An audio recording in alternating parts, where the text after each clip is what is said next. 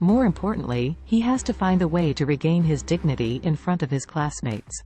Otherwise, after being beaten by Charlie twice in a row, how can he pretend to be formidable in front of classmates in the future? When he didn't know how to get his status back, there was a sudden noise at the door of the hotel. Everyone looked sideways. They saw a group of wicked young people rushing in, all of them wearing tattoos, holding baseball bats, galvanized water pipes, and the like. They were looking very uncomfortable at first sight. Seeing such a group of people rushing in, everyone's expressions changed, especially Stephen and Lily, their eyes full of fear. After the head of the scarred face came in, he first glanced around the hall, then pointed at Stephen, and said with a grin, "Boss, don't say hello in advance for such a big business? Do you look down on us brothers?" Lily's face was pale, she squeezed out a smile, and said, "What are you guys doing?" Before the opening, Lily heard that there are people collecting protection fees. The last owner of this restaurant was said to have been destroyed by these gangsters and had to transfer this shop out of necessity. However, Lily felt that, in a bright world, would those black people still dare to grab money in broad daylight? That's why she won this place at a low price and was ready to manage it. Unexpectedly, just after opening, these people from the community would come here. Scarface grinned. "When doing business here, we naturally want to take care of our brother Biao. We don't want too much. Give us 20% of the stock of your restaurant. In the future, if something happens to you here, it will be covered by us." After that, Scarface said coldly, "If you don't give it, then don't blame me for being polite, you have to close the door today." Upon hearing this price, Stephen and Lily both took a breath. 20% of the shares are required for one mouthful. This is daylight grabbing. Give you a minute to think about it. Suddenly, Gerald felt that he had a chance to come forward. So he came out immediately and said, "Who are you guys with?" Scarface asked with a grinning smile, "What are you? Do I have to report to you?" Gerald hummed and said, "Tell you, my father has contacts in both Black and White in Oris Hill. I'll call the leader of the development zone and ask." Scarface looked at him with some fear, and tentatively said, "Do you know the leaders of the development zone?" "Of course." Gerald said coldly, "Get out if you don't want to die."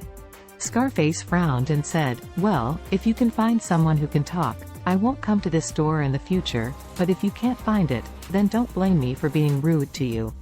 Lily said nervously, "Brother Gerald, please contact us, please." Gerald smiled faintly and said, "Don't worry, I will call the leaders of the development zone. The M Grand Group also has projects in the development zone, and Gerald's father is in charge, so the development zone leader has a lot of contact with his father, and he also knows Gerald." Gerald called the first person directly, and he deliberately raised his voice and said, "Uncle Lee, why are there a bunch of gangsters in the development zone collecting protection fees? They all came to my classmate's business." There was a moment of stunned, and said, "Take off, what's the matter?" Gerald said, "A friend of mine opened a restaurant and encountered a disturbance and asked for protection fees, so I would like to ask District Mayor Lee." The other end pondered for a moment, and said with a slight embarrassment, "I'm sorry to take off. I don't care about these things you said. I'm in a meeting now, so I'll hang up." Without waiting for Gerald to speak, he hung up the phone. Gerald was dumbfounded. What happened? Wasn't District Mayor Lee always cheating on his father, hoping to get more investment from the M Grand Group? Why didn't he listen now? Where did Gerald know that the news that his father was expelled from the M Grand Group had spread throughout the leadership of Oris Hill? Gerald didn't know the reason, so he was very annoyed. Now that so many classmates are watching, he can only grit his teeth and look for other relationships. Gerald made another call to the person in charge of the district public security branch. This person also has a good relationship with his dad. As soon as the phone was connected, Gerald immediately said, "Director Isaac, it's me, Gerald, I have something to do in the development zone." Having said that, Gerald said the matter again. The other party said embarrassingly, "Gerald, the other party is a Biao's person. A Biao is Mr. Orville's person. You'd better not intervene in this matter." Gerald asked, "Don't you care?" The other side said, "You should also know the status of Orville. Gerald was also a little flustered, and said, "Then you can always save face and help with the other party, right?"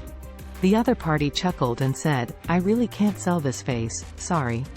Gerald was angry and said, "Isaac, I remember that you still want M Grand Group to donate a batch of police cars to your branch? Don't you want it?" The other party simply didn't say anything to him, and said coldly, "Gerald, your dad has been expelled from the M Grand Group, don't you know?" "Expelled? When did it happen?" "Half an hour ago." The other party said, and then said, "You can figure it out by yourself before speaking." After speaking, hung up the phone.